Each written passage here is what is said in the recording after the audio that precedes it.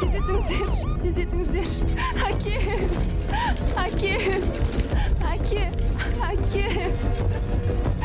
Атаңыз, сізге ары қарай кіруге болмайды.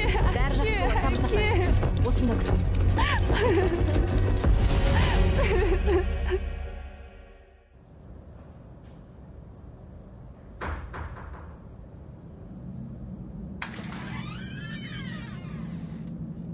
Майра. Кешіріңіз, Майра сіз ғой, Иә, әкем қалай болды, ота жақсы аяқталды ма? Иә, бәрі жақсы. Сізді бас дәрігер шақырып жатыр. Кіріңіз. Майражан. Саламатсыз ба? Келіп отырыңыз.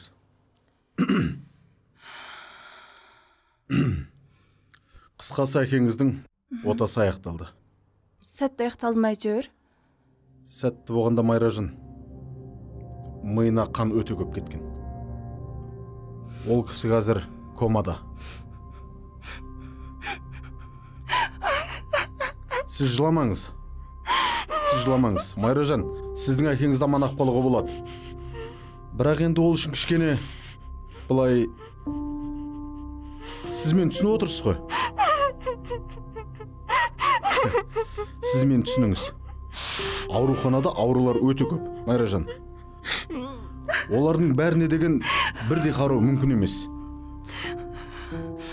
Дегенмен де соның ішінде бір ауруларға ерекше қарап, көңіл бөліп жазып алуға болады. Мысалы, сіздің әкеңіз. Ол үшін мен не істеуім керек? Қысқасы, сыйақы жасасаңыз, сіздің әкеңізді аяқтандыруға уәде беремін. Болмасам, бір Құдайға тапсырамыз. Өзіңізді түсініңіз. Сіздің әкеңізді аяқтандыру үшін Майражан өте көп жұмыс жасау керек. Көріңіз енді. Мен түсінбедім. Бұл аурухана емес па? Сіз дәрігер емессіз ба? Кешіріңіз. Майражан, әкеңіз оянған кезде бір хабарын береміз. Әзірге сау болыңыз. Рахмет.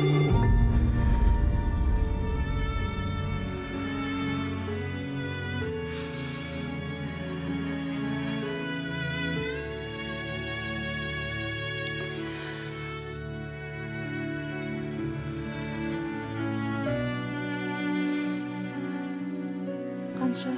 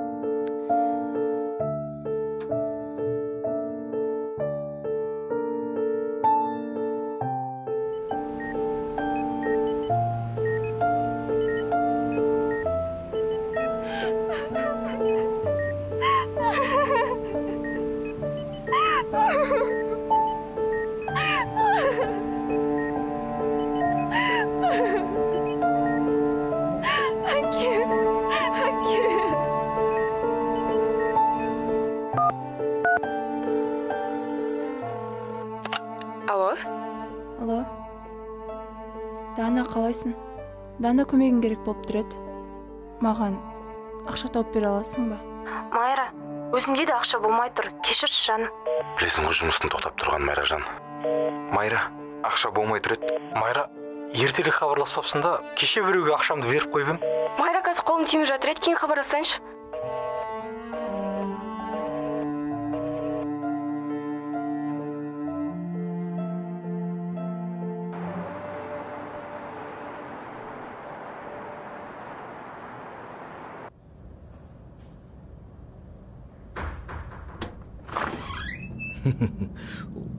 О, Майра келіп қапты ғой. Қалай жағдай, Майра? Денсаулық жақсы ма? Қазір.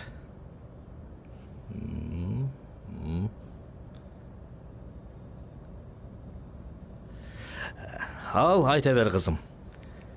Бірақ тезірек айтшы. Көке, әкемнің жағдайын естіген шығарсыз. Я, өте жаман жағдай болыпты. Ай, бейшара ай. Көке, маған ақша керек. Көп ақша. Сіз әкемнің туыс ағасысыз ғой, көмектесіңізші маған. Иә. Қазір Майра түсінесің ғой. Ақша табу оңай емес. Қалтамда мәдеп бере салатын ондай ақшам да жоқ. Түсін мені. Оның үстіне қазір өзіміз де банкротта тұрмыз. Жақсы, сау болыңыз.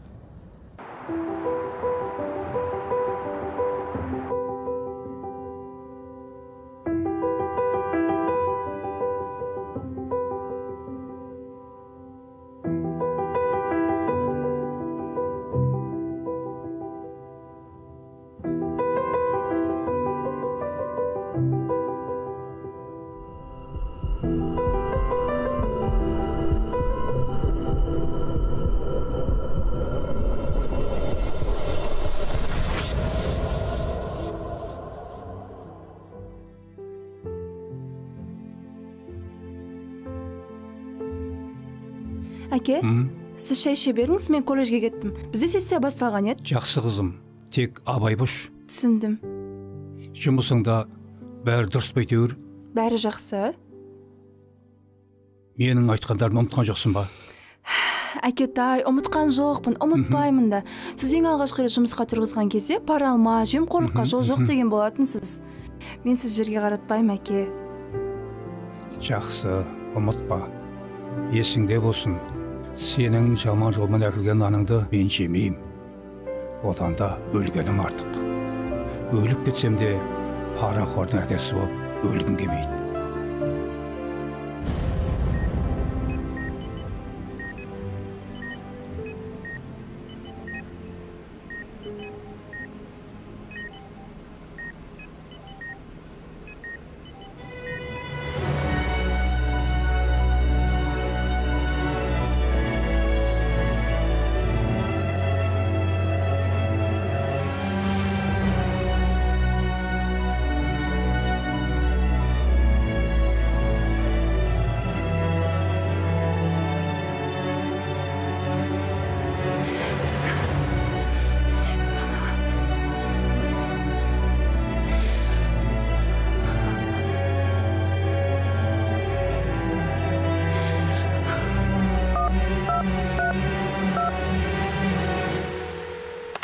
Алло, саламатсыз ба? Мен сіздерге жемқорлық бойынша хабарласып тұр едім.